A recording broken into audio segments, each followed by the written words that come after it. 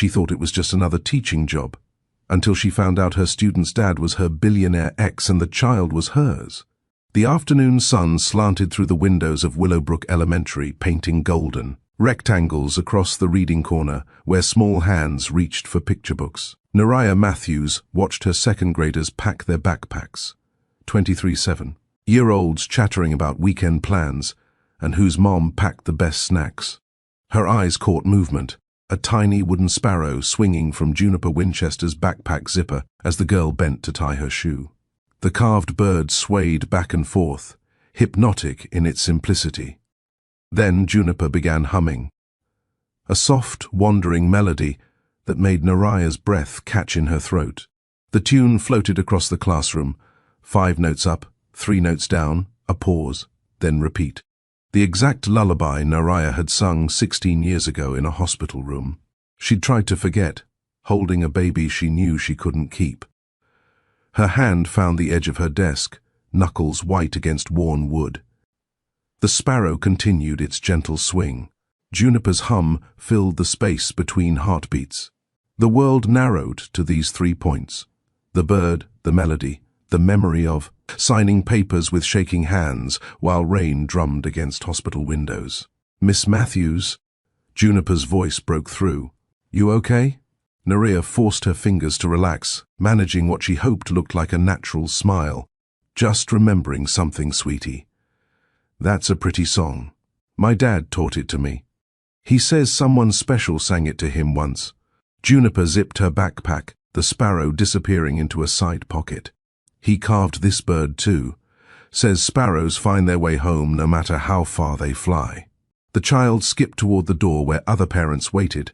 Nariah's pulse hammered against her ribs, a drumbeat that seemed to echo through the floor, through her carefully constructed life, of lesson plans and morning meetings, through 7 years of teaching other people's children while wondering about her own.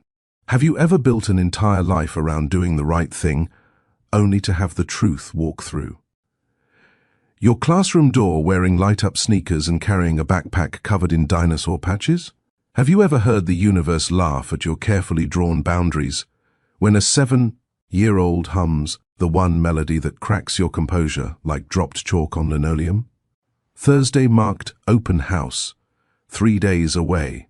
Parents would fill this classroom, examining student work, signing up for volunteer slots, making small talk over apple juice and store-bought cookies.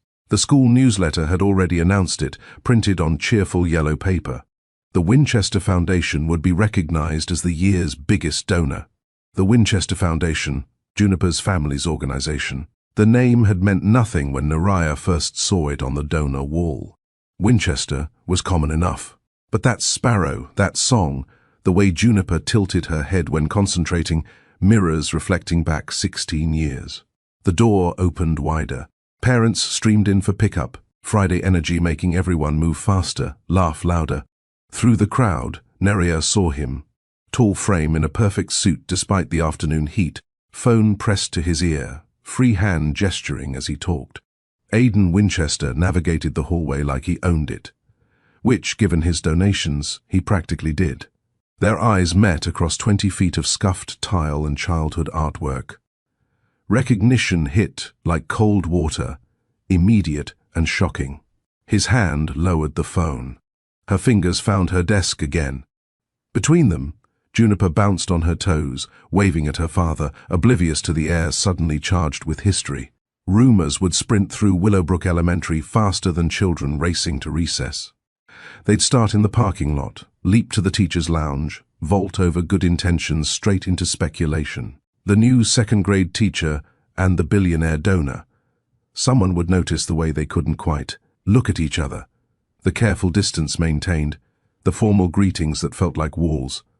Compassion would need to lace up its shoes quickly to keep pace with gossip. Because somewhere in this equation stood a 7-year-old girl who deserved better than learning truth from the wrong mouth. Better than becoming a headline in her own life. Better than adults who couldn't separate their past from her present. If they didn't move with wisdom, if Nariah couldn't find the balance between professional distance and personal history, if Aiden couldn't navigate being both donor and dad without disturbing, the ecosystem of his daughter's happiness. If the universe insisted on forcing collision where careful separation had worked, then innocence would pay the price for adult choices made long ago. This wasn't about rekindled romance or dramatic confrontation. This was about a child who loved her teacher, a teacher who'd learned to love herself through letting go, and a father who'd built an empire but still taught his daughter lullabies from a past she didn't know existed. Stay to see how three people choose tenderness over tabloid headlines, establish boundaries that protect rather than divide, and build something no rumor can dismantle. Watch how a wooden sparrow becomes a bridge between what was and what could be, how a childhood melody rewrites adult assumptions, and how sometimes the bravest thing isn't holding on or letting go. It's standing still long enough to see what grows in the space between. Welcome to Mr. Steele Rich Stories, where we believe the most powerful narratives come from real people navigating impossible situations with grace they didn't know they possessed. If stories that find light in complicated shadows, wisdom in difficult choices, and hope in unexpected places matter to you, please subscribe to our channel. Hit that subscribe button right now and tap the notification bell so you never miss these journeys. Give this video a like if it speaks to you, because your support helps more people discover these stories. Let's begin this story of how love takes shapes we never expect, in classrooms that become crossroads, with children who teach adults that sometimes the simplest truth is the strongest foundation. Monday morning arrived with September's particular brand of possibility. Nariah Matthews stood in her empty classroom at 6:47 a.m., coffee cooling in a mug. That read, "Teaching is a work of heart," arranging desks into small clusters rather than rows. Community over hierarchy. That's how learning happened best. She placed a large glass jar on the corner of her desk, its label written in careful purple marker. Kindness caught in action. Beside it, a stack of star-shaped papers waited for students to document moments when they witnessed compassion. 7 years of teaching had taught her that children rose to whatever container you gave them. Make the container about kindness, and kindness would overflow. The bulletin board behind her desk displayed postcards from around the world, donations from previous students who remembered to write, the Golden Gate Bridge, the Eiffel Tower, a small fishing village in Peru. Each one signed with variations of "You taught me to be brave," or "I tried something new today." These weren't achievements to showcase, but reminders that courage could be cultivated in second grade and carried everywhere. Nariah loved clean starts, fresh notebook pages, sharpened pencils, morning light through windows not yet fingerprinted by small hands reaching for understanding. She loved the small brave things, a shy child raising their hand, someone sharing their snack without being asked, the moment reading clicked and symbols became stories. Early as always, Ms. Perez appeared in the doorway, the veteran third-grade teacher who'd become Nariah's unofficial mentor. Carmen Perez had been teaching for 23 years, had seen 4 principals come and go, and knew which battles to fight and which to let pass like afternoon thunderstorms. "I like the quiet before." Nariah adjusted a chair, ensuring each desk had equal space. Smart, quiet's rare once they arrive. Carmen stepped inside, her experienced eyes taking in the room's arrangement. "Remember what I told you about open house? Professionalism is protection," Nariah recited. "Exactly. Parents want to trust you with their babies. Give them competence, warmth, and boundaries, especially boundaries." Carmen's tone carried weight beyond general advice. "The Winchester Foundation tour is Thursday. Big donors like to see their impact. Just remember, you're their child's teacher, not their friend." The warning felt prescient now, though at the time Nariah had simply nodded, filing it away with other professional wisdom. She had no way of knowing that the universe was already shuffling its deck, preparing to deal cards from a game she thought she'd left at a different table. The first day of school brought 23 second graders through Nariah's door, each carrying their own mixture of excitement and anxiety. Juniper Winchester arrived in the middle of the pack, neither rushing forward nor hanging back, wearing a dress covered in tiny astronauts and carrying a lunchbox decorated with dinosaurs wearing party hats. "I'm Juniper," she announced, extending her hand for a shake like a tiny professional. "I like maps, monkey bars, and making up words for things that don't have good words yet." "What kind of things need new words?" Neria asked, charmed by the child's self-possession. "Like when you do something small but brave. Not big brave like firefighters. Small brave people like trying the green beans even though they look suspicious." Juniper considered this. "I call those moments kindling because they start bigger fires of bravery." Naraya's breath caught. This child spoke like poetry, thought in metaphors, saw the world through a lens that made ordinary things shimmer with possibility. Kindling. I love that. Would you like to write that in our word journal? Juniper nodded, already moving toward the writing center with purpose. She had steady eyes, brown with flecks of gold, observant without being judgmental, taking in everything while giving away nothing she didn't choose to share. Throughout that first week, Naraya noticed things. How Juniper helped others without making them feel small. How she created elaborate stories during free writing, populated with characters who chose kindness even when it cost them something. How she sat with different classmates at lunch, building bridges instead of walls. An instant, quiet bond formed between them. Not favoritism, Naraya was careful about that, but recognition. Some children needed to be taught empathy. Juniper seemed born with an abundance of it, like she'd entered the world, already knowing that hearts were fragile and deserved careful handling. Friday dismissal had become routine by the second week. Parents clustered outside, comparing weekend plans and sports schedules. Children packed backpacks with papers to sign, books to read, treasures accumulated throughout the day. Naraya supervised the controlled chaos, ensuring everyone had what they needed. No one left crying, and Nicholas remembered his inhaler. She almost missed it. The small wooden sparrow swinging from Juniper's backpack zipper as the girl bent to retrieve a fallen crayon. The carving was exquisite, each feather etched with care, the bird captured mid-flight, wings spread toward something unseen. It swayed with Juniper's movements, catching afternoon light through the window. Then came the humming, soft, almost unconscious, as Juniper organized her papers. 5 notes up, 3 notes down, a pause, then repeat. A lullaby that existed in only one place in Naraya's memory, a hospital room 16 years ago, her voice breaking as she sang to a baby she was about to release into the world's keeping. The past glowed at the edges of everything. The classroom walls seemed to pulse with a heartbeat rhythm. Time folded like origami, bringing them into now, making distance disappear. Naraya gripped her desk's edge, forcing herself to breathe normally, to maintain the composure that professionalism required.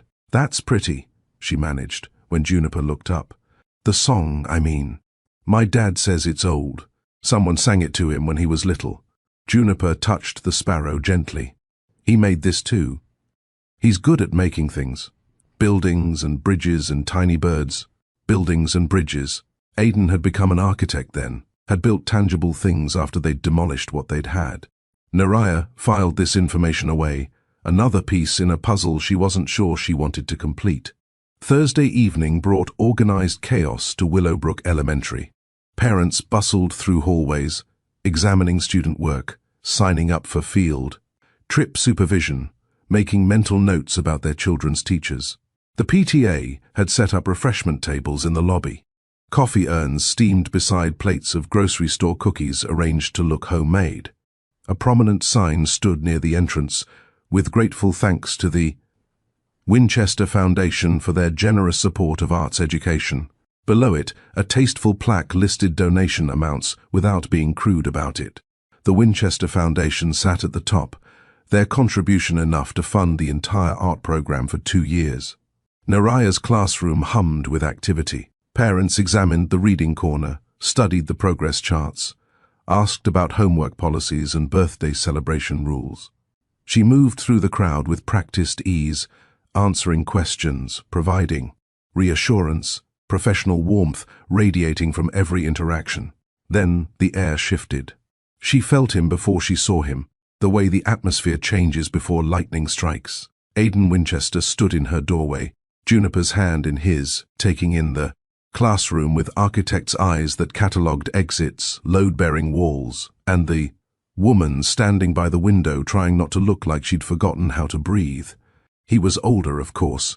16 years had added silver to his temples, carved lines around his eyes that suggested both laughter and sleepless nights.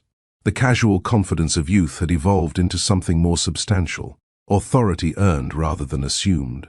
His suit probably cost more than her monthly salary, but he wore it, like armor, protection against a world that wanted pieces of him. Their handshake was brief, professional, carefully calibrated to reveal nothing. His palm was warm, familiar in ways that made her chest ache. They pulled apart quickly, the space between them charged with unspoken history. "Mr. Winchester," she managed, voice steady through will alone. "Ms. Matthews Juniper speaks highly of you." His tone was neutral, giving away nothing to the other parents nearby. "You two know each other?" Juniper looked between them, 7-year-old intuition picking up frequencies adults try to hide. "We went to school together," Aidan said smoothly. "A long time ago." "Small world," Naraya added, the truth of it sitting like stones in her stomach. It was true enough for public consumption. They had attended the same university, had shared classes and coffee, and dreams about futures that included each other until they didn't. The moment stretched, elastic with possibility and danger. Other parents moved around them, oblivious to the earthquake happening in miniature, tectonic, plates of past and present grinding against each other beneath social pleasantries. Memory arrived in flashes, unwanted and undeniable. Young love on a college campus, all poetry and possibility. Late nights in the library, her helping him with literature requirements, him teaching her to see buildings as more than shelter. They'd been different then, softer, more certain that love could overcome logic. The storm had come gradually, then all at once. His family's expectations, her scholarship requirements, the pregnancy that transformed theoretical futures into immediate decisions. They'd fought in whispers in his apartment, voices low to avoid disturbing. Roommates while they disturbed everything they'd built together. The adoption agency had been kind, professional, had promised closed. Records, privacy, a good family who'd been waiting years for a child. Naraya had signed papers while rain hammered windows, each signature a small death, necessary and devastating. Aidan had been there, silent, present, but already absent. Their relationship another casualty of timing and circumstance. She'd transferred schools. He'd thrown himself into architecture. They'd built separate lives on the foundation of that shared loss, neither. Knowing that 16 years later, the universe would insist on renovation. The open house crowd thinned as evening deepened. Parents collected their children, made last-minute volunteer commitments, and departed into the September night. Naraya cleaned up stray papers, straightened chairs, and tried to restore order to more than just her classroom. Aidan returned alone. He stood in her doorway, not entering, not leaving, occupying the liminal space between past and present. "We should talk," he said quietly. "Not a question." "We should," she agreed, because pretending otherwise would be insulting to both of them and dangerous for the child they both wanted to protect. The stakes rippled outward like disturbed water. Her employment, fraternization policies existed, even retroactive ones could be complicated. His position as major donor, the appearance of impropriety could damage the foundation's reputation. The ethical considerations of teaching a child who was, biologically, more than just another student. But most importantly, at the center of everything, Juniper. 7 years old, secure in her identity as Aidan's daughter, loved and loving, building her. Understanding of the world on foundations that could crack if truth was delivered carelessly. "Not here," Naraya said. "Now, tomorrow. The coffee shop on Maple, 9 a.m. He paused, just to figure out how to navigate this. For her sake, for her sake. The phrase hung between them, a bridge and a boundary simultaneously. Everything they do from this point forward would be for Juniper's sake. This child who belonged to both of them, and neither of them, who deserved protection from adult complications she hadn't chosen. Aidan left without looking back. Naraya stood in her empty classroom, surrounded by evidence of the life she'd built. The kindness jar, the postcards, the small brave things she taught children to value. Tomorrow would require its own kind of kindling small brave acts that might start a controlled burn or a wildfire. The wooden sparrow sat forgotten in Juniper's desk, waiting to fly. Home on Monday, carrying whatever decisions the weekend would bring. The coffee shop on Maple Street occupied a corner building that had survived 3 decades of neighborhood change. Original brick walls, mismatched chairs that somehow worked together, the smell of fresh ground strong enough to wake the dead. Naraya arrived first, choosing a corner table away from the morning rush, her hands wrapped around chamomile tea because coffee would make her shake more than she already was. Aidan entered at exactly 9, punctual as architecture demanded. He ordered black coffee, no sugar, no cream, the same order from 16 years ago when they'd studied together, when everything seemed possible and nothing seemed permanent. They sat across from each other, the small wooden table between them feeling both too close and impossibly distant. Morning light filtered through windows, catching dust motes that danced like possibilities neither of them could quite grasp. "I need you to understand," Naraya began, voice low but steady. "When I made the adoption plan, we had already ended things. You'd made it clear to your family, your future, there wasn't room for what we'd created. I know." His fingers traced the coffee cup's rim. "I was 22 and convinced I knew everything. I knew nothing. The agency offered options, open, closed, semi-open. I chose what felt right then." She paused, gathering words like scattered pearls. "I asked them to place her with someone I could trust, even if I'd never know who. Someone who would love her the way she deserved." The letter I wrote, "It wasn't to you, Aidan. It was to whoever would raise her. I asked the agency to find a parent who would be present, who would choose her every day." Understanding dawned in his eyes. "The agency contacted me 3 months after we'd separated, said a birth mother had specifically requested someone with my background, my values. They forwarded your letter, but..." He pulled out his phone, scrolled to a photographed document, worn from rereading. No names, just birth mother at the bottom. The handwriting was careful, controlled, not like your usual writing. "I rewrote it 17 times. My hands shook too much on the first 16. Naraya remembered that night, surrounded by crumpled attempts, trying to pour a lifetime of love into paragraphs a stranger would read. "I didn't know it was you," Aidan said quietly. "I just knew I'd been chosen. That someone believed I could be the father this child needed." The agency said the birth mother wanted privacy, wanted the child to have a fresh start without complications. "And you gave her that." Naraya's voice caught. "The reports they sent, approved by you, I know now, showed a loved child. Dance classes, art lessons, bedtime stories. You became who she needed."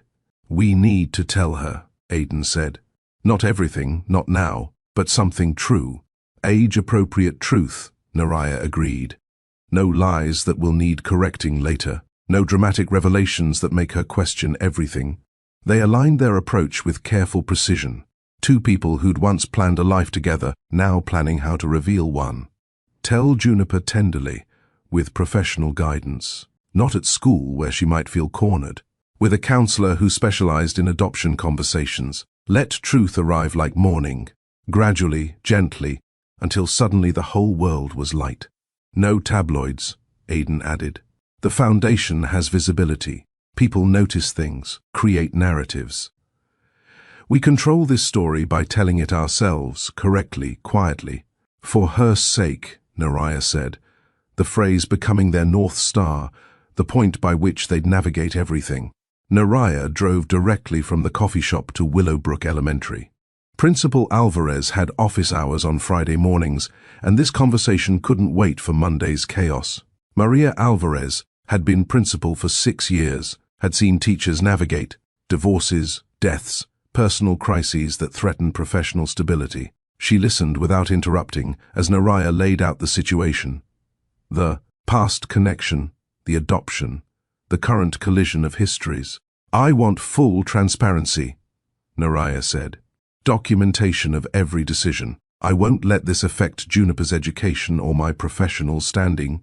Alvarez leaned back, fingers steepled, considering. "I appreciate you coming forward immediately. This is unusual but not unmanageable." She pulled up policy documents on her computer. "We'll need temporary adjustments while you all navigate reunification. I'm not asking for special treatment.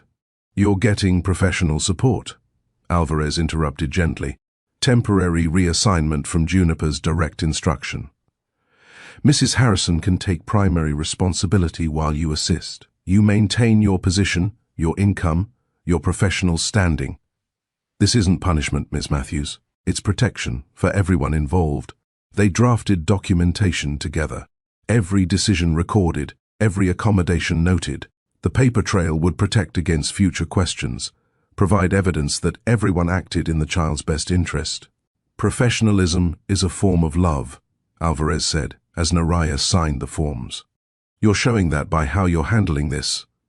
Boundaries aren't walls, they're structures that let healthy things grow." Naraya left the office feeling steadier. The ground beneath her feet might be shifting, but at least now she had a map of the new terrain. Councillor Mara Klein's office occupied a Victorian house converted to professional spaces, each room painted in colours that suggested calm without demanding it. She specialised in adoption reunification, had written books about truth-telling at different developmental stages, and understood how to help families navigate revelation without explosion. Mara sat with Naraya and Aiden in chairs arranged in a triangle. Nobody at the head, everybody equal. Her approach was methodical without being cold, compassionate without being indulgent. "Juniper is 7, Mara began. At this age, children understand that families form in different ways. They don't need every detail, but they need truth they can build on." She pulled out a framework, pages worn from use. "We call them stepping stone sentences. True today, expanded tomorrow. Such as..." Aiden leaned forward. "Start with, your birth mom loved you very much and wanted you to have a wonderful life with a dad who could take care of you. True, age-appropriate, honoring everyone involved." Mara made notes as she spoke. "When she asks questions, and she will, you answer what she actually asks, not what you think she might be asking." "Where do we tell her?" Naraya's hands twisted in her lap. "Somewhere familiar, but not home. Not school. Somewhere she feels safe, but won't have to see every day if the conversation becomes a difficult memory." Mara considered. "Does she have a favorite public place?" "The bookstore," Aiden said immediately. "Story Grove Books. They have a garden area where they do weekend story time. She loves it there." "Perfect. After a regular story hour, when other families have left, public enough that everyone maintains composure, private enough for real conversation." They scheduled it for the following Saturday. 2 weeks to prepare, to practice the words, to steady themselves for whatever came next. Mara would attend, sitting nearby but not intruding, available if needed. "Remember," Mara said as they prepared to leave, "you're not traumatizing her with truth. You're preventing future trauma by controlling how truth arrives. Children are resilient when adults are honest and calm." Aiden's phone buzzed before he reached his car. 3 messages from the Foundation's PR director, each more urgent than the last. He called back, standing in the councillor's parking lot while Naraya drove away. "We have a situation." Patricia's voice was carefully modulated, professional panic wrapped in competence. Someone posted a photo in the Willowbrook parents group chat. "You and Ms. Matthews at the coffee shop this morning. It's blurred, but recognizable. We were discussing Juniper's education. I'm sure you were. But the optics, Aiden. The fall gala is in 3 weeks. Major donors will be there. We cannot have narratives about inappropriate relationships with teachers. Especially given the Foundation's education initiatives. There's nothing inappropriate. Perception is reality in philanthropy. You know this." Patricia's tone softened slightly. I'm not saying don't handle whatever this is. I'm saying handle it quietly. The Foundation can weather small storms, not hurricanes. After ending the call, Aidan checked the parent group chat he usually ignored. The photo was there, slightly out of focus but clear enough. Two people leaning toward each other across a small table, intense conversation evident in their posture. The comments ranged from curious to speculative to barely veiled gossip. Isn't that the new second-grade teacher? Winchester's been divorced for years. Must be about his daughter. Looked pretty intense for a school meeting. The digital wildfire had already started.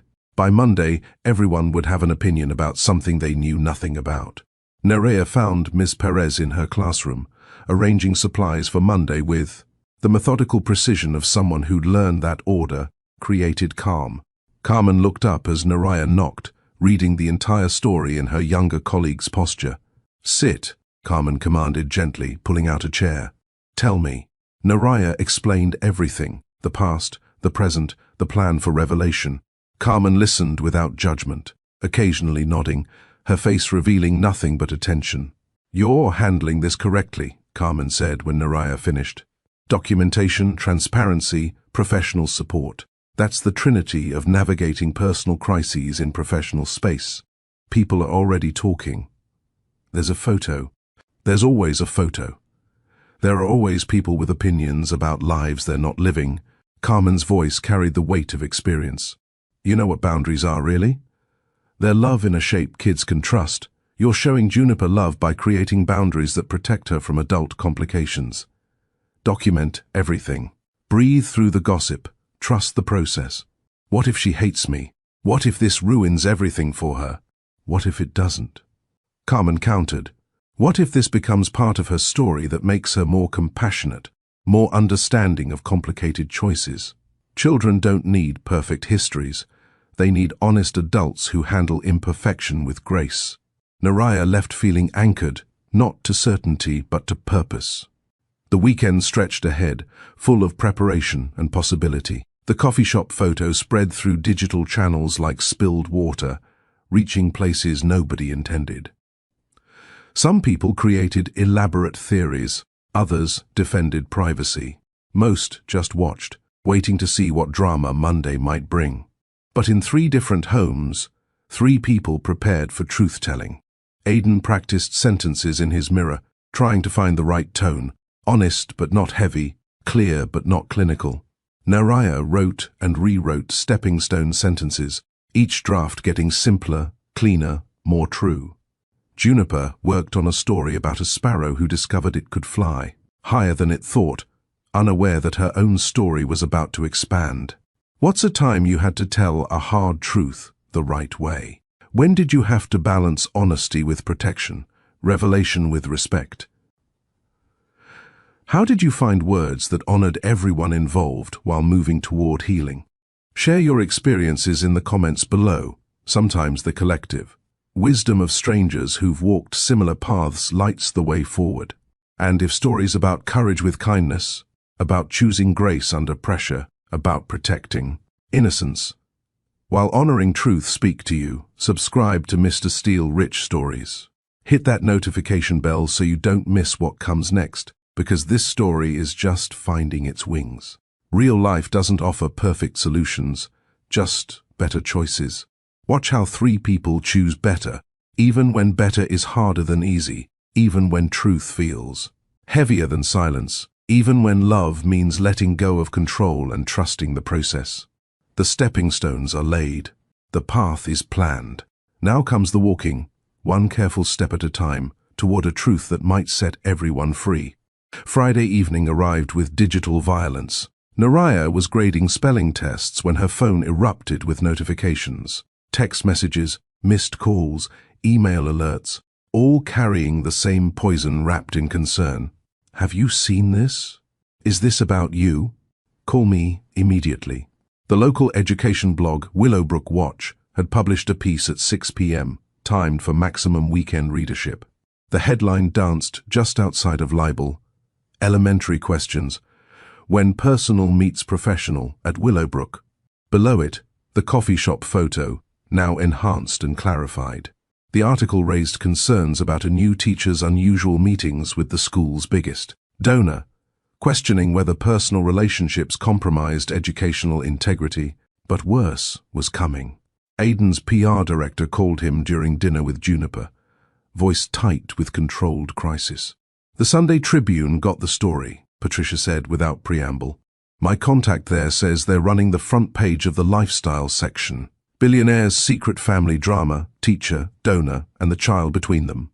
They have someone who claims to know about an adoption connection. Who leaked? Doesn't matter. What matters is, they publish Sunday at 8 a.m. Digital edition goes live at midnight Saturday. That gives you 36 hours before Juniper could see it on someone's phone, hear it from a classmate who overheard parents talking, or, I understand. Aidan watched his daughter through the kitchen window, building something elaborate with blocks, humming that familiar melody. We need to move the timeline. The investigation would come later, the source traced and handled. Right now, truth has become a race against exposure, revelation against exploitation. Mara Klein answered her emergency line on the second ring, professional even at 8 p.m. on a Friday. She listened to Aidan's explanation, his voice steady despite the urgency pressing against every word.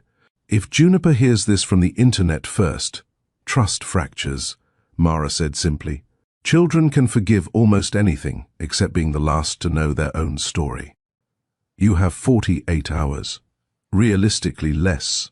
She paused, and in that pause, Aidan could hear her calculating, rearranging, adapting to crisis the way good counselors did.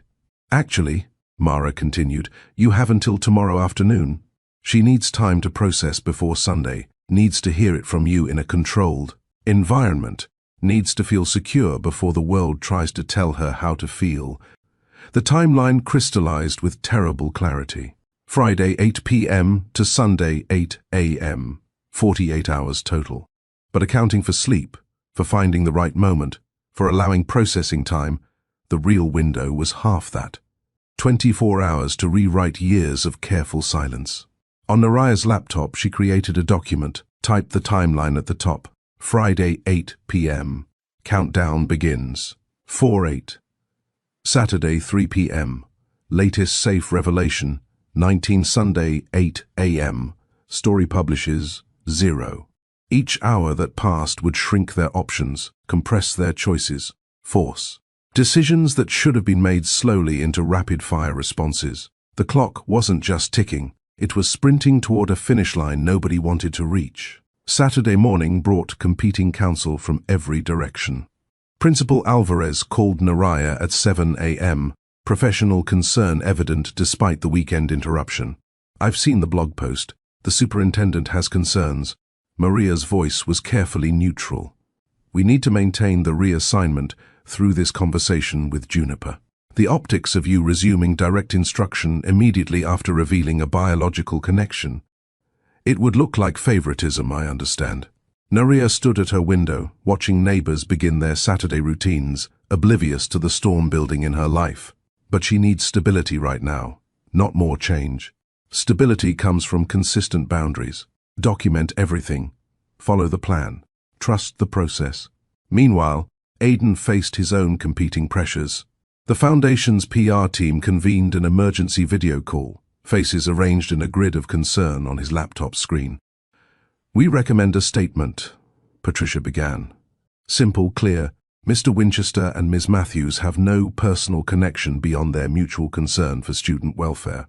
It's technically true if we frame, no. Aidan's voice cut through the spin. I won't lie. Not about this. Not when my daughter's trust is at stake. Then distance. The CFO suggested. Maintain professional separation until this dies down. The gala is in 2 weeks. Donors need to see stability, not scandal. What donors need to see is integrity, Aidan countered. We handle this honestly, or not at all. The call ended with unresolved tension. Everyone had opinions about damage control. Nobody seemed to consider that some damage was worth sustaining if it meant preserving what mattered most. Naraya and Aidan texted throughout the morning. Short messages confirming commitment to the plan. Bookstore at 2? Yes, Mara will be there at 1:45. What if she's not ready? What if we're not? We will go anyway. The dilemma wasn't whether to tell Juniper. That decision was made the moment the tabloid got involved.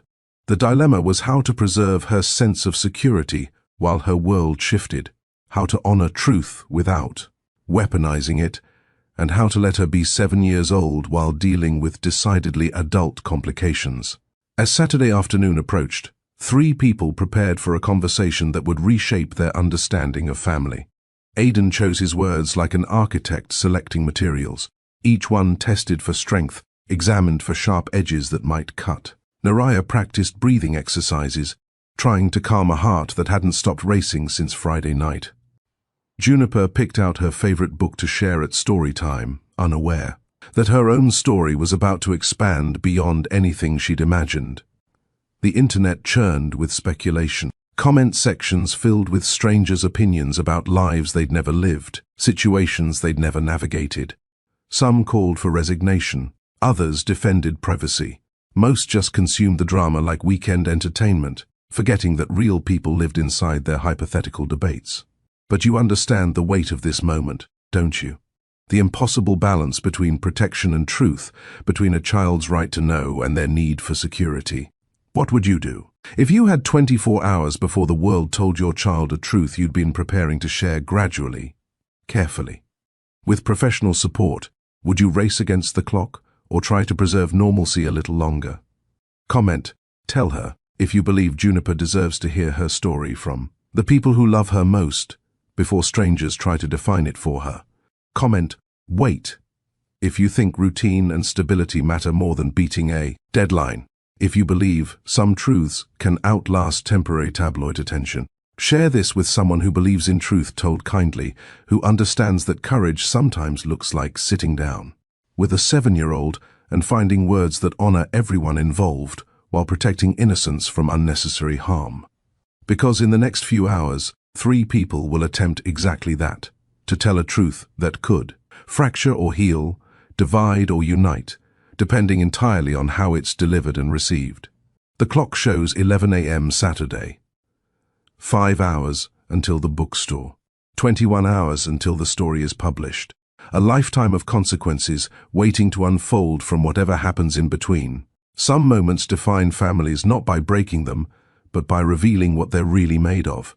This is one of those moments. Watch what happens when people choose love over fear, truth over convenience.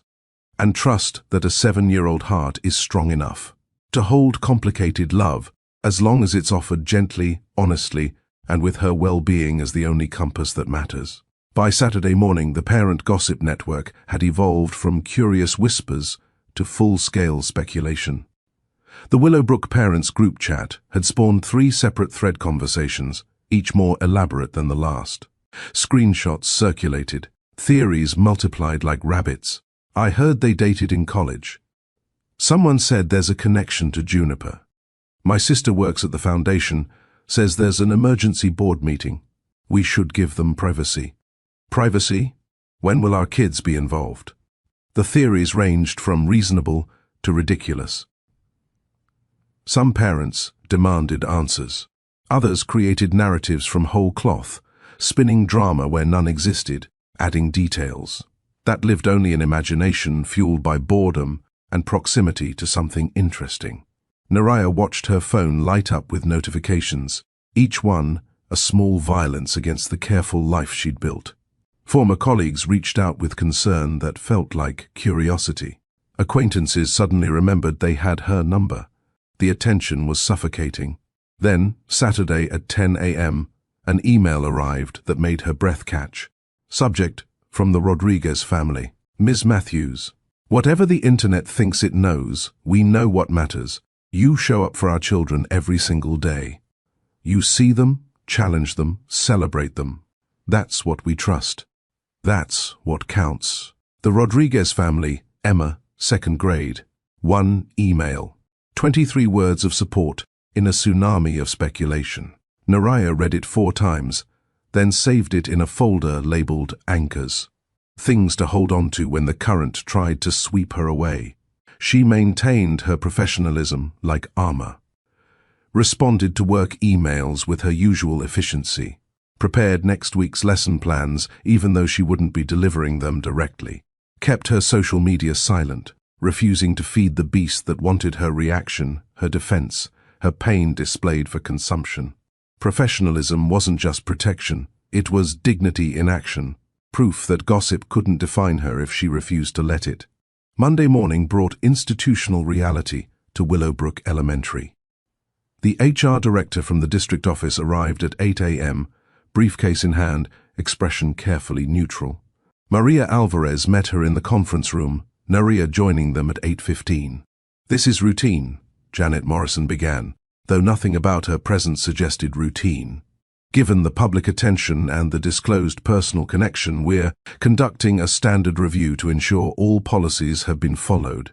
"They have been," Alvarez said firmly. Ms. Matthews disclosed immediately. "We implemented protective boundaries. Everything is documented." Janet opened a laptop, pulled up files, scanned documentation with practiced efficiency. "The temporary reassignment needs to continue through the resolution of the reunification process. Ms. Matthews will support other classrooms, maintain her full schedule and compensation, but will not have direct instructional responsibility for Juniper Winchester." The words were professional, measured, appropriate.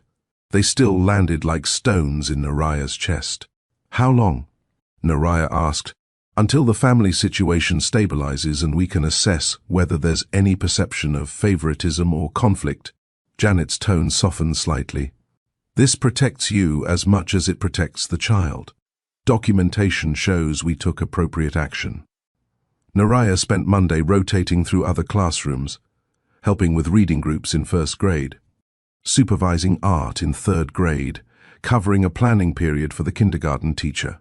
Useful work, necessary work, but not her work, not her students, not the classroom she'd arranged with such care, the kindness jar she'd created, the small brave things she'd been cultivating. She saw Juniper twice in the hallway. The first time the child waved enthusiastically, calling out, "Hi, Ms. Matthews," with undiminished affection. The second time, later in the afternoon, Juniper's steps slowed as she passed. Her usual chatter had quieted. She looked at Naraya with eyes that held questions a 7-year-old couldn't quite articulate. Something had shifted. Children sensed disruption even when adults tried to smooth it over. Juniper knew her favorite teacher had disappeared from her classroom without explanation, replaced by Mrs. Harrison, who was perfectly nice but wasn't Ms. Matthews. By dismissal, Juniper had gone quiet in a way that made Aidan's stomach clench when he picked her up. She didn't bounce, didn't share elaborate stories about her day, just climbed into the car and stared out the window, humming that familiar melody like a comfort she couldn't find anywhere else. The Winchester Foundation's emergency board meeting convened via video conference Monday at 6 p.m., 12 faces arranged in a grid, each representing millions in philanthropic capital, each with opinions about crisis management and brand protection. "The gala is in 2 weeks, the board chair began. Major donors have questions. Some are reconsidering attendance given the negative press. What negative press exactly?" Aidan kept his voice level. "That I adopted a child 16 years ago? That the birth mother happens to work at a school we support? The optics." Someone started. "The optics are fine if we stand behind the truth," Aidan interrupted. "We postpone nothing. We hide nothing. We tell donors that families are complicated, and love looks different than boardroom expectations." Patricia, the PR director, unmuted. "With respect, Aidan, we need to consider reputation management. The foundation's credibility depends on. No brand is worth a child's trust." Aidan's words cut through the professional diplomacy. "If protecting our reputation requires me to hide my daughter, diminish her story, or treat her existence as a scandal, then the reputation isn't worth protecting." Silence filled the digital space. Faces in the grid exchanged glances that spoke volumes about discomfort and disagreement. "I'm implementing a donor school firewall," Aidan continued. "Effective immediately, I recuse myself from any decisions involving Willowbrook Elementary. The foundation continues its support, but I have no influence over staffing, curriculum, or operations. That removes any conflict of interest. That's excessive. The CFO began. That's appropriate. My daughter's well-being and her teacher's professional standing are not negotiable. If the board wants my resignation, I'll provide it. But I won't sacrifice integrity for optics. The meeting ended with reluctant agreement. The gala would proceed on schedule. Aidan would step back from school-related decisions. The foundation would weather whatever storm came, or it would learn that some institutions deserve to be tested by truth. Tuesday afternoon brought unwanted attention to Story Grove Books. 2 freelance photographers appeared outside the children's section, cameras with long lenses, press credentials from outlets that specialized in celebrity gossip and manufactured scandal. They positioned themselves near the front window, angling for shots of the space where weekend. Story time happened where, if their sources were correct, a reunion conversation might occur. Margaret Foster, the bookstore owner for 32 years, spotted them immediately. She walked outside with the calm authority of someone who'd spent decades managing her space. "Gentlemen, this is a children's bookstore. We have a strict policy. No photography without explicit parental consent for every child who might appear in frame. You're welcome to shop, but the cameras stay outside or you leave. We're on public property," one started. "The sidewalk is public. My store isn't. And I'm asking you to respect that families come here to feel safe." Margaret's voice remained pleasant, but steel ran underneath. "If you're still here in 5 minutes, I'm calling the non-emergency line and citing harassment of a child-focused business." They hesitated, calculating whether the potential shot was worth the hassle. Before they could decide, 2 members of Aidan's security team, who'd been quietly monitoring since the blog post appeared, approached from across the street. "The owner has made her position clear," the lead security member said, courteous but unmovable. "We're happy to help you find a better location for your work, somewhere that doesn't involve children's spaces." The photographers left, grumbling about public interest and freedom of press. Margaret watched them go, then called Aidan to let him know his Saturday event was secure. "Thank you," Aidan said, relief evident in his voice. "We're trying to have a private conversation in a semi-public place, which sounds impossible." "Nothing's impossible when a community decides to protect its own," Margaret replied. "This bookstore has hosted hard conversations before. We'll make sure yours stays as private as you need it to be." Wednesday evening, Naraya and Aidan met with Mara Klein for final preparation. 3 days until the scheduled conversation. 2 days until potential tabloid publication if the story hadn't been killed or delayed. Mara had them practice the language, refining it until each word carried weight without crushing. "The first person who loved you is here," Mara coached Naraya through the opening. Not, "I'm your mother," or "I gave birth to you." Those are biological facts. Start with the emotional truth. Love came first. Naraya repeated it, voice shaking, then steadier. "The first person who loved you is here." "Good. Aidan, your turn. How do you affirm your role without diminishing hers?" "Adults made loving choices, even when they were scared," Aidan said, the words they'd practiced dozens of times. "We wanted you to have the best life possible. That meant hard decisions made with love. Perfect. Now the anchor statement, the thing that tells her what doesn't change." They said it together, voices overlapping. "You still sleep at your house. Pancakes are forever." Mara smiled. "That's the piece that matters most. 7-year-olds need to know the ground won't disappear beneath them. Her bed, her dad, her Saturday pancakes. Those constants hold her steady while everything else shifts." They ran through potential questions, practiced responses that honored curiosity without overwhelming detail. What if she asks why?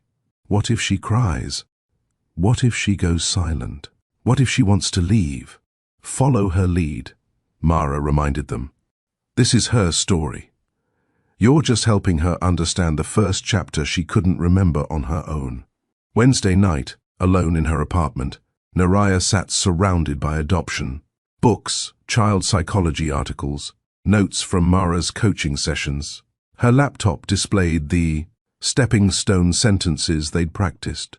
Her phone showed unanswered messages from concerned friends. Doubt arrived like fog, creeping through certainty until she couldn't see the path ahead clearly. Maybe stepping back was the answer. Maybe her presence complicated Juniper's life more than it enriched it. Maybe the kindest thing was to remain a memory instead of becoming a reality that demanded explanation and adjustment.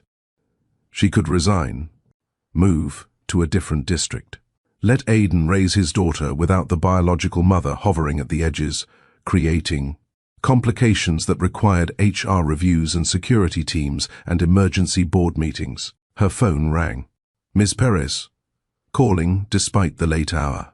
You're spiraling, Carmen said without preamble. I can feel it from here. How do you know? Because I've been teaching for 23 years, and I recognize the silence. That comes before someone makes a fear-based decision they'll regret.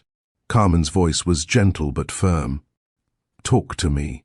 Naraya explained the doubt, the temptation to disappear, the logic that suggested absence might hurt less than presence.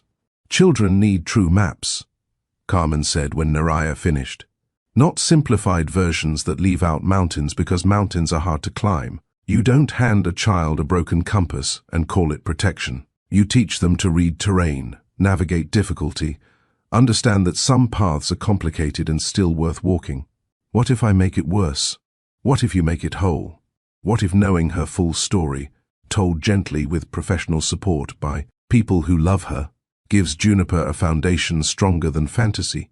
What if the truth, delivered with care, becomes the thing that teaches her love is bigger than biology, that family forms in ways worth honoring, that hard choices made with good intentions deserve respect? The fog lifted slightly, not completely, but enough to see the next step. Saturday afternoon, Naraya said. We told her Saturday afternoon. And Sunday morning, when that tabloid publishes whatever trash they're planning, Juniper will already know the truth, from the right people, in the right way. That's not making it worse, that's making it survivable. Naraya hung up feeling steadier. The doubt would return.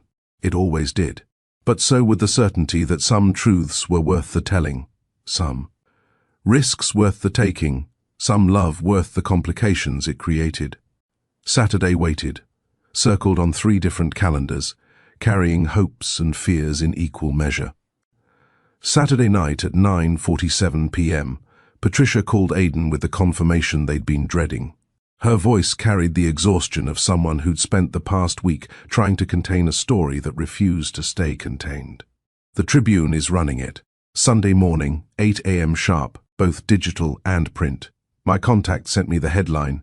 She paused, and in that pause, Aiden could hear her reluctance to deliver the blow. It's not kind. Read it. Billionaire's hidden family drama. Did money buy silence between teacher and donor? The subheading implies you've been secretly supporting the birth mother financially. That the foundation donation was a payoff for discretion. That's defamation, Aiden interrupted, pacing his home office while Juniper slept. Upstairs, blissfully unaware that tomorrow strangers would try to define her story. It's carefully worded to avoid legal action. Lots of questions, implications, sources say nonsense, but the damage is the same. Patricia's professional composure cracked slightly. I'm sorry, Aiden. I tried everything. They want the clicks more than they want the truth. The article would paint Naraya as opportunistic, him as manipulative, and Juniper as a pawn in adult games she never asked to play. It would reduce 16 years of love, sacrifice, and careful choices to a tawdry headline designed to sell papers and generate outrage. By 8 a.m. Sunday, their story would belong to the internet. By Monday morning, it would be playground gossip, teachers' lounge speculation, parent group chat fodder. The narrative would metastasize faster than truth could travel, infecting everything before they had a chance to offer clarity. The bookstore conversation is still scheduled for 2 p.m. tomorrow before publication, Aiden said, checking his watch. We told her first. At least we have that. That's 10 hours from now. The digital edition goes live at midnight, 6 hours. If anyone shares it before morning, then we move faster. Aidan was already texting Mara, explaining the compressed timeline. We'll tell her tonight if we have to, but she hears it from us, not from them. The email from HR arrived at 10:15 p.m., clinical in its efficiency, devastating in its implications. Ms. Matthews, given ongoing public attention and pending resolution of the disclosed personal matters, your temporary reassignment will extend through next week. Mrs. Harrison will continue primary instruction for your assigned class. Please report to the front office Monday for alternative placement. This decision prioritizes student welfare and institutional integrity. Your cooperation is appreciated. Janet Morrison, District HR Director. Naraya read it 3 times, each reading making her chest tighter. She understood the reasoning. Protect the children from distraction. Protect the school from liability. Protect everyone except the teacher whose life was collapsing in real time. But understanding didn't make it hurt less. Monday morning, her second graders would arrive expecting routine and find a substitute becoming permanent. They'd wonder what they'd done wrong, why Ms. Matthews had abandoned them, whether the kindness jar and the postcards and the small brave things had all been temporary. Juniper would sit at her desk, the one near the reading corner where the wooden sparrow had first caught Naraya's attention, and wonder why the teacher who'd felt like safety had disappeared without explanation. It felt like abandonment, even though logic insisted it was protection. It felt like running, even though she'd stood still and let the storm approach. It felt like failure, even though she'd followed every rule, disclosed every connection, done everything, right according to professional standards that didn't account for love's complications. Naraya sat on her apartment floor, back against the couch, surrounded by lesson plans she wouldn't deliver and student work she wouldn't grade. Her phone buzzed with supportive messages from colleagues who meant well but couldn't fix anything. The clock ticked toward midnight, toward publication, toward the moment her private pain became public entertainment. This was the cost of truth-telling in a world that preferred simple narratives. This was the price of choosing presence over absence, revelation over secrecy. Even when every institutional force suggested hiding would hurt less, the CFO's email arrived at 11:03 p.m., marked urgent, containing a single PDF attachment. The subject line read, Proposed Statement. Review immediately. Aidan opened it, already knowing he'd hate what he found. The document was professionally crafted, legally vetted, strategically, designed to protect the Foundation's reputation by sacrificing truth. Mr. Winchester and Ms. Matthews have no personal relationship beyond mutual concern for educational excellence at Willowbrook Elementary. Any suggestion of impropriety or conflict of interest is unfounded. The Winchester Foundation maintains appropriate professional boundaries in all philanthropic partnerships. We do not comment on staff members' private lives. It was a masterpiece of corporate denial. Every word is technically defensible. Every sentence is carefully void of actual truth. It would satisfy donors, calm the board, and teach his daughter that protecting reputation mattered more than honoring reality. Aidan's phone rang, the CFO, calling to walk him through the strategic benefits of controlled messaging. We can release this at 7 a.m., an hour before the Tribune story, Marcus explained. Gets ahead of the narrative, shapes the conversation, protects the Foundation's credibility with major donors who are already nervous about the gala. It's a lie, Aidan said simply.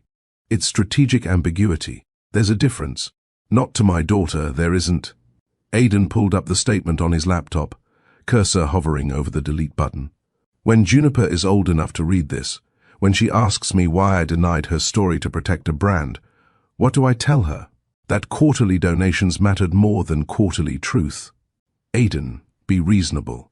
Truth or nothing, Aidan interrupted. I won't sign anything that asks me to pretend my daughter's existence is a scandal to be managed. Find another strategy, or find another board chair. He deleted the PDF, sent a reply declining to approve the statement, then drafted his own message to the Foundation's communication team. Tomorrow we tell the truth. I adopted a wonderful child 16 years ago. Her birth mother, through circumstances none of us controlled, now teaches at a school we support. We're navigating. This with professional guidance, appropriate boundaries, and our daughter's well-being as the only priority that matters. Any donor who finds that scandalous can redirect their support elsewhere. Marcus would panic. The board would convene emergency sessions. Some donors might actually leave. But Juniper would grow up knowing her father chose truth over convenience, integrity over optics, her over everything. That was the only strategy that mattered. At 11:47 p.m., 13 minutes before the digital edition would publish, and 6 hours before the print version hit doorsteps, Naraya opened a blank document. Not a resignation letter. Not a defense against allegations she couldn't control. A letter to Juniper, written in present tense, from the heart she'd been protecting for 16 years. Dear Juniper, right now you're sleeping, dreaming whatever 7-year-olds dream about, probably dinosaurs. Wearing party hats or astronauts who've discovered new planets made entirely of ice cream. Tomorrow, some people might tell you a confusing story about your life. They'll use big words and make it sound complicated. So I want you to have something simple, something true, something you can read whenever you need to remember. The first person who loved you is here. I loved you before you could talk or walk or tie your shoes. I loved you enough to make sure you grew up with a dad who would teach you to carve wooden birds and sing lullabies and build a life filled with books and monkey bars and kindling. You are not a mistake. You are not a secret. You are not a scandal. You are a child who was loved so much that adults made hard choices to give you the best life possible. That love didn't end. It just changed shape, became something quieter but no less real. Your house is still your house. Your dad is still your dad. Pancakes are forever. And if you ever wonder whether you were wanted, read this. You were wanted so desperately that I let you go to someone who could give you everything I couldn't. That's how much you wanted. Love, Miss Matthews. Who has always been more than just your teacher. Naraya printed it on good paper, folded it carefully, placed it in an envelope. She'd give to Mara to hold until Juniper was ready. Maybe tomorrow. Maybe next year. Maybe when she was 17 and trying to understand how love could look like absence and presence simultaneously. She chose a lighthouse over a storm. Chose to be the steady light that marked safe harbor, even when waves tried to extinguish it. Chose to believe that truth, delivered with care, could weather any tabloid, outlast any gossip, survive any institutional risk assessment. The clock struck midnight. Somewhere, a story published that got almost everything wrong. But in 3 different homes, 3 people held onto what mattered: a child's trust, a commitment, to honesty, and the belief that love could survive complications if it was tended carefully enough. Morning would come. So would consequences. But resolve came first, the decision to face whatever followed with integrity intact, even if nothing else survived the storm. Sunday morning arrived with the particular quality of light that only early autumn could produce, golden and slanted, making ordinary things look significant. Story Grove Books opened its garden at 6 a.m. for the special session Margaret had arranged 2 hours before. Regular story time, 4 hours before the world would wake to headlines that didn't matter anymore. The garden occupied the bookstore's back courtyard, protected by brick, walls covered in climbing roses that had survived 30 winters. Maple trees formed a canopy overhead, their leaves just beginning to turn, holding light like stained glass. A wooden bench sat beneath the largest tree, worn smooth by years of readers seeking quiet. Naraya arrived first, carrying the blanket she'd brought, a soft flannel with stars embroidered at the corners, the one she'd wrapped around a newborn 16 years ago before signing papers that changed everything. She spread it across the bench, smoothing wrinkles with trembling hands. Mara Klein positioned herself near the garden entrance, present but not intrusive, a safety net if anyone needed catching. Aidan and Juniper came through the back gate at 6:47 a.m. Juniper wore her favorite dress, the one with tiny astronauts, and carried a book she'd chosen for story time, a tale about birds, learning to fly. She didn't know why they'd come so early, why Miss Matthews was here, why the air felt heavy with something unnamed. "Sweetheart, come sit with us," Aidan said gently, guiding her to the bench where Naraya waited, morning light painting everything in shades of hope and fear. Juniper settled between them, the blanket soft beneath her, maple leaves creating patterns of shadow and brightness overhead. She looked from her father to her teacher, 7-year-old intuition, sensing that whatever came next would matter. "I have a story," Aidan began, his voice steady despite the earthquake happening in his chest. "It's about a sparrow," Naraya continued, picking up the thread they'd practiced, weaving it together like the collaborative tale it was. They told it together, not in clinical terms of adoption proceedings and legal documentation, but in the language of love made visible through impossible choices. A young woman who loved a child so much she wanted her to have everything, even if everything meant someone else's arms. A young man chosen to be present, to build a life around this unexpected gift, to become the father a sparrow needed to learn flying. "The sparrow was you," Aidan said softly. "You've always been you. But the story of how you came to our house, it's bigger than I knew how to tell you before." Naraya's voice was gentle, careful, carrying 16 years of restrained love in every syllable. "The first person who loved you is here. I'm that person. I sang you the lullaby your dad taught you. I carved the wooden bird on your backpack. Well, your dad carved it. But I asked for sparrows because they always find their way home." The truth arrived not as an explosion but as dawn, gradually, then suddenly illuminating everything. Juniper sat very still, processing information that rearranged her understanding of the world. Her fingers found the edge of the star-embroidered blanket, tracing patterns while her mind worked through implications adults had spent weeks preparing for. "I thought so," she whispered finally, and both adults froze. "You thought," Aidan managed. "You hum the same," Juniper said, looking at Naraya. "And you both get the same kind of sad happy when I sing it. And you have the same freckle right here." She pointed to a spot on her own wrist, then to Naraya's identical mark. "I noticed the first week of school. I didn't know what it meant, but I knew it meant something." Children saw what adults tried to hide. 7-year-old eyes caught details that passed through professional meetings and counselor sessions unnoticed. She'd been collecting evidence, building understanding, waiting for the story that made the pieces fit. Juniper leaned into Naraya, a movement so natural it seemed choreographed, her small body seeking the warmth she'd been denied for 7 years. Naraya's arms came around her carefully, like holding something precious and breakable, like 16 years of longing finally given permission to land. "Do I still sleep at our house?" Juniper asked, voice muffled against Naraya's shoulder, asking the question that mattered most. "Yes," Aidan said immediately. "Always, yes." "Pancakes?" The word carried weight beyond breakfast food, asking whether routines would survive revelation. "Always," Aidan promised. "Every Saturday, extra chocolate chips." Juniper pulled back slightly, looking between them with eyes that seemed older than 7, wiser than her years should allow. "More birthdays?" Naraya smiled through tears she'd been holding since Friday. "One a year like everyone. But now you have bigger hearts celebrating them. Your dad's heart and mine. We both get to love you. We always have, just in different ways." "Okay." Juniper settled back against the bench, processing at the speed of childhood. Accepting complications adults spent years agonizing over. "That's good. I have extra love. Some kids don't have enough, so I'll have extra to share." The simplicity of her acceptance was humbling. No drama, no rejection.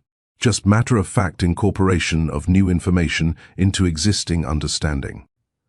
The way children did when adults gave them truth they could hold on to. At 7:23 a.m., movement caught Margaret's attention near the garden's back fence. A photographer, more persistent than the others, had found the alley access, raising his camera to capture whatever emotional moment might sell to the highest bidder. Margaret moved with the swift authority of someone protecting sacred space. She positioned herself between the lens and the garden, one hand raised in universal stop signal. "Not today," she said firmly. "This is private property. That's a child having a family conversation. You can be decent or you can be gone, but you will not be both here and photographing." The photographer hesitated. Behind Margaret, Aidan's security team materialized from positions they'd held since dawn. Professional, courteous, immovable, human walls between curiosity and privacy. "The story publishes in 30 minutes anyway," one security member said reasonably. "You'll get your news cycle. Let them have this moment without you in it." The photographer lowered his camera, perhaps recognizing futility, perhaps touched by something resembling conscience. He backed away down the alley, leaving the garden to the people who belonged there. Their circle held. The brick walls and maple trees and community members who understood that some stories deserved protection kept the outside noise exactly where it belonged, outside. Inside the garden, a family was forming in shapes that defied traditional definition, but felt exactly right. In the quiet after the photographer's retreat, Juniper looked up at Naraya with a question, forming on her face, the kind of question that rewrites relationships if answered honestly. "What do I call you?" she asked. "You're Miss Matthews at school, but you're not just Miss Matthews anymore." Naraya had prepared for this, practiced responses with Mara, considered every option. But sitting here with this child, her child, their child, a child belonging, to herself most of all, the practiced answers felt insufficient. "You can call me Naraya," she offered first, giving the simplest option. "You can call me Mom," she continued, the word catching in her throat like a prayer 16 years delayed. "You can call me both," she finished. "Whatever feels right to you. There's no wrong answer, sweetheart. Just whatever fits in your heart." Juniper considered this with the seriousness she brought to all important decisions. Her fingers traced the wooden sparrow on her backpack, the same backpack that had started everything, the carved bird that had been trying to tell this story all along. "I'll start with both," Juniper decided. "Naraya Mom, like a special name that's just ours." Something unlocked in Naraya's chest, 16 years of grief transmuting into gratitude so intense it felt like sunlight after endless winter. Not replacement, Aidan would always be dad, would always be the parent who'd done the daily work of raising. But addition, expansion, room made in a 7-year-old heart for love in multiple shapes. The melody rose between them. That lullaby that had survived separation, carried through 16 years by a father who'd never known its origins. Juniper hummed it first, then Naraya joined, their voices creating harmony. The sound seemed to fill the garden, notes weaving through maple leaves and morning light. The soundtrack to a reunion that looked nothing like movies, but felt exactly like hope. Somewhere beyond the garden walls, a tabloid story was published that got almost everything wrong. Headlines were forming that would reduce this moment to scandal. Comment sections were filled with strangers' opinions about choices they'd never had to make. But inside the garden, beneath maple trees holding autumn light, 3 people wrote a different story. One about love that survived timing and distance, about truth delivered gently enough to heal.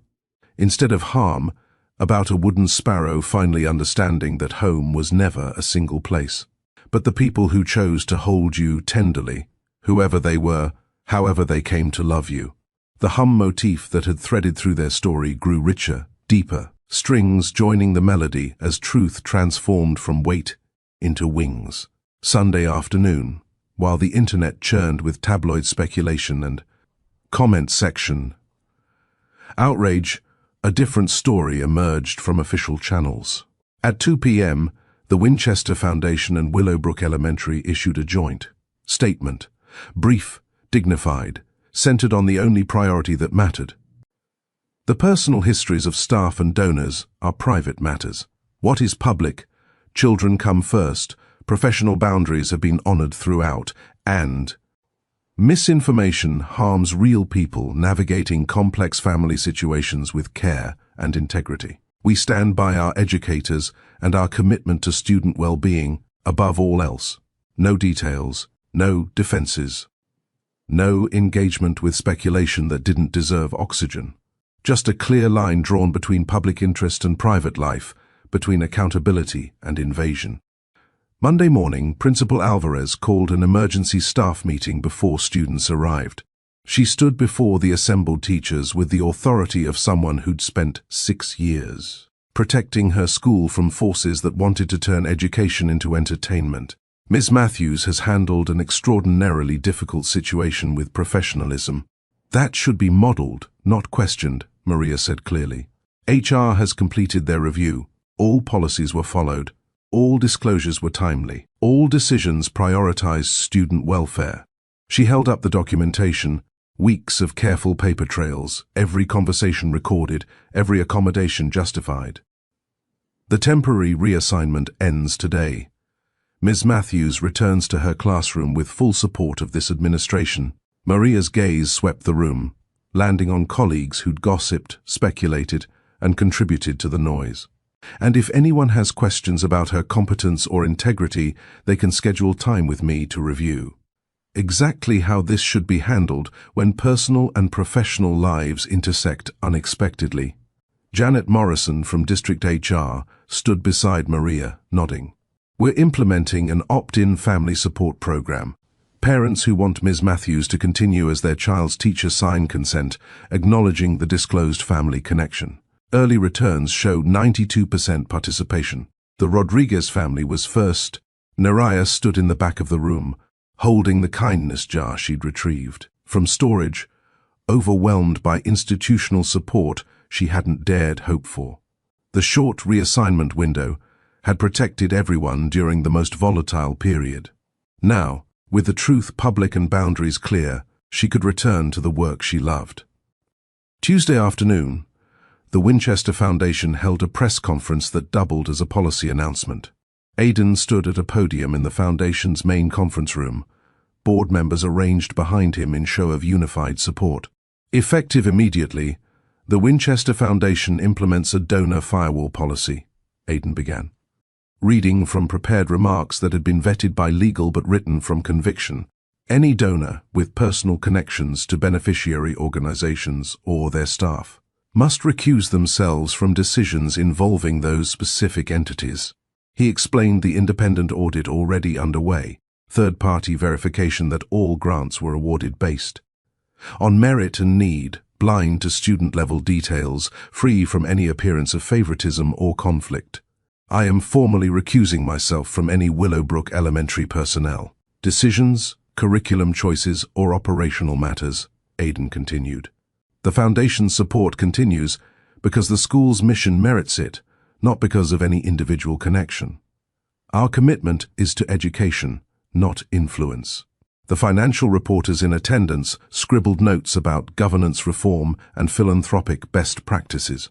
The tabloid stringers looked disappointed. This was policy, not scandal, and policy didn't generate clicks. Finally, Aidan said, departing from prepared remarks, the fall gala is being restructured. Instead of donor recognition, we're celebrating teachers. Instead of silent auction items, we're hosting a book drive. We'll collect 10,000 books for classroom libraries across the district, because the best investment isn't buildings with our names on them. It's resources in the hands of educators doing the daily work that actually changes lives. The announcement shifted the entire narrative. By Thursday, education blogs were praising the Foundation's transparency. By Friday, 3 other major philanthropies had contacted Aidan about implementing similar firewall policies. The scandal had become a case study in doing crisis management correctly, not by denying truth, but by honoring it with structural integrity. Wednesday morning, Aidan arrived at school drop-off with Juniper and a paper bag that smelled like heaven. Cinnamon toast, still warm, wrapped carefully in foil. I made too much, he said when Naria happened to be monitoring morning arrival. Accident. Thursday, the same bag appeared. Weird how the recipe keeps making extra. Friday, Juniper giggled. Dad, you're not subtle. Who's being subtle? Aidan asked innocently. I'm being breakfast efficient. The cinnamon toast became a thing, a small ritual that acknowledged something shifting. Without forcing it, That created space for possibility without demanding definition.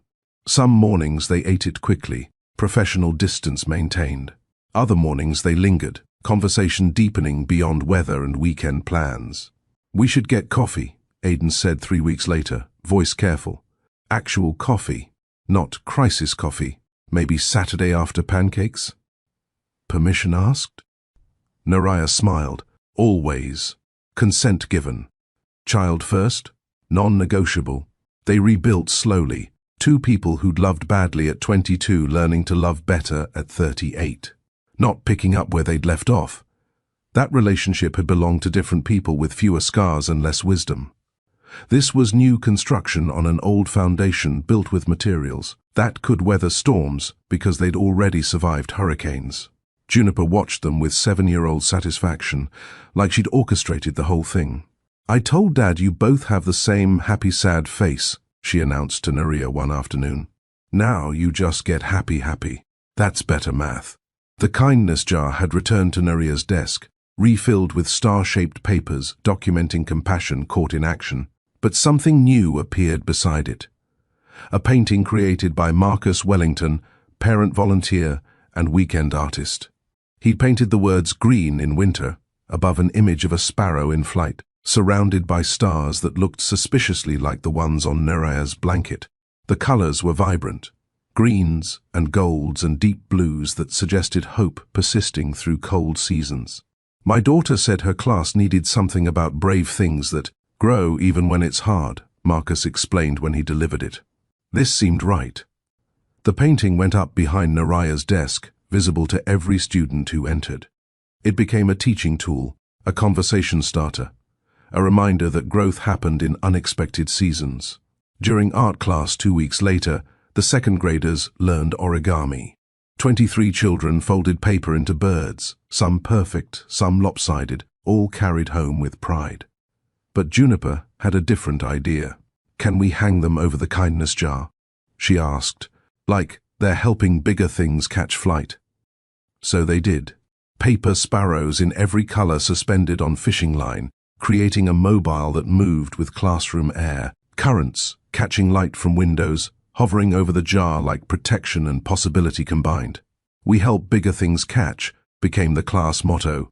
They helped classmates catch on to reading, helped new students catch on to routines, helped small brave acts catch and spread until the whole classroom felt like kindling, individual flames combining into warmth that sustained everyone.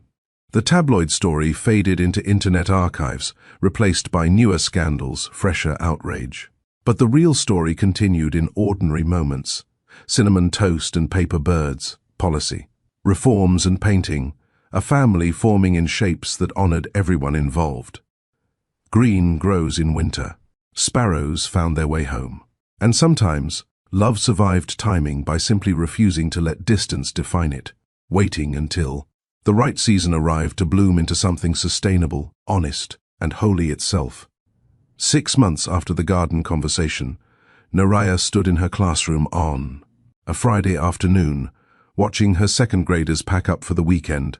The kindness jar overflowed with star-shaped papers. Paper sparrows still hung above it, spinning slowly in the air from open windows. The green in winter painting had become so integral to the room that she couldn't remember what the wall looked like without it. Juniper was staying after for their weekly Naraya mom time, an hour they'd carved out for. Just the two of them, separate from classroom dynamics, protected from public scrutiny. Sometimes they read together.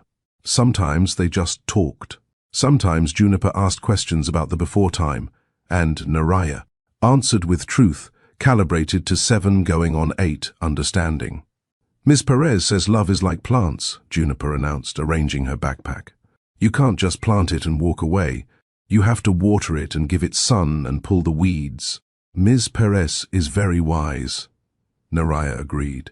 She called it maintenance, like how Dad maintains buildings so they don't fall down. Juniper looked up, eyes serious. "Is that why you and Dad have coffee dates now? Love maintenance?" Out of the mouths of children came truth so clear, it made adults feel foolish for ever complicating it. "Exactly that," Naraya said. "Love is maintenance. It's choosing to show up, tell the truth kindly, do the daily work even when it's not exciting. Headlines can't shake what's built on that foundation because that foundation goes deeper than any story someone else tries to tell about you. She thought about the tabloid article that still existed somewhere in digital archives, frozen in its wrongness. A snapshot of speculation that had nothing to do with the actual humans living actual lives. 6 months later, no one remembered the headline. But Juniper remembered every coffee date, every cinnamon toast morning, every honest answer to hard questions. Truth told kindly built trust that outlasted noise, boundaries, the professional ones, the family ones, the ones they'd drawn. Around Juniper's need for stability hadn't been walls keeping people out. They'd been the safe edges of belonging, the structure that let healthy things grow without chaos crushing them. You know what I learned? Juniper said, pulling Naraya from reflection. Boundaries are like the edges of a garden. They don't stop things from growing. They just show you where to plant so everything gets enough space.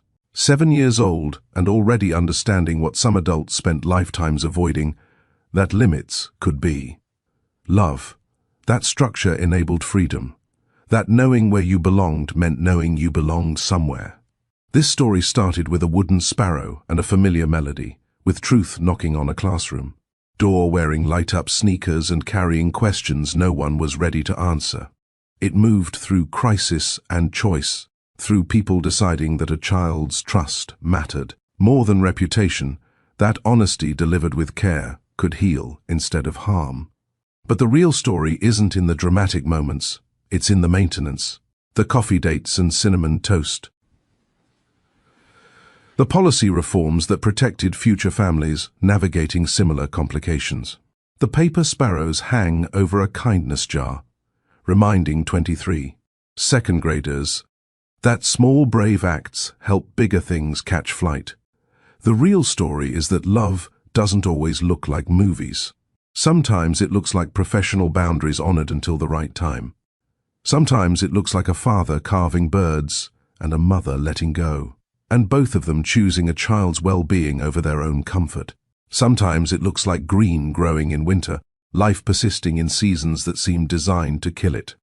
If this story moved you, if you see yourself in the spaces between perfection and repair, if you believe that truth told, kindly builds foundations stronger than any lie designed for convenience, type green in winter in the comments below. Let us know which moment resonated most: the garden conversation, the policy changes, the cinnamon toast maintenance, or the realization that boundaries can be love in its most practical form. Share this with someone who needs to hear that second chances exist, that families form in shapes beyond traditional templates, that doing the right thing rarely looks heroic in the moment, but always looks like integrity in hindsight. Share it with the person navigating impossible choices, wondering if honesty will destroy what they're trying to protect, questioning whether love can survive complications. And if stories like this one, true to life, grounded in real human struggle, committed to showing repair over perfection, speak to something in you, subscribe to Mr. Steele Rich Stories right now. Hit that subscribe button and turn on notifications so you never miss these narratives that lift instead of crush, inspire instead of exploit, and remind us that ordinary people doing extraordinarily difficult things with grace deserve to have their stories told. Because somewhere right now, someone is standing at their own crossroads, wondering if truth will set them free or destroy everything. Someone is holding a secret that feels too heavy to carry and too dangerous to release. Someone is loving a child and wondering if they made the right choice years ago when the only options were impossible ones. This story says, you can survive truth. You can build on honesty. You can create a family in shapes that honor everyone involved. And love, real love, is strong enough to do the maintenance required to keep growing, even in winter, even when everything suggests it should die. Green grows in winter. Sparrows find their way home. And sometimes, the bravest thing you can do is stand still long enough to let truth reshape your understanding of what family means, what love requires, and what belonging actually looks like when you Stop forcing it into containers too small to hold its actual size. Thank you for being here. Thank you for believing that these stories matter. Now, go tell yours, whatever shape it takes, whatever season you're in, knowing that maintenance builds what headlines can never break.